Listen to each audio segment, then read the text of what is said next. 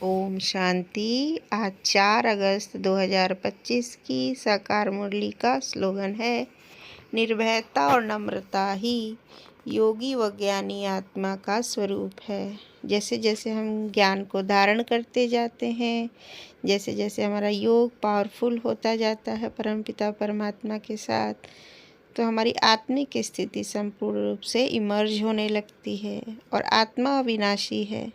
जैसे परमपिता परमात्मा सत्य चित्त आनंद स्वरूप हैं, वो उनको काल नहीं खा सकता, काल के परे हैं। वैसे ही आत्माएं भी काल से परे हैं, क्योंकि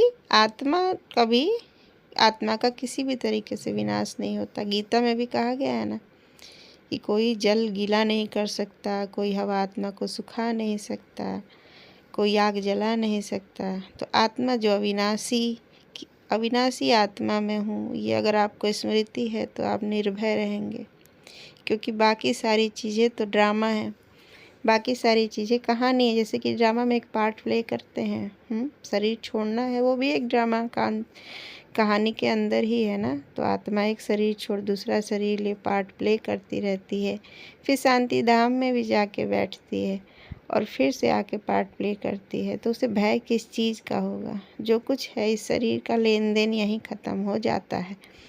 तो हमें जब ये ज्ञान प्राप्त होता है और जैसे जैसे आत्मा योग से शक्तिशाली और पवित्र होगी, क्योंकि पवित्रता निर्भयता का आधार भी है।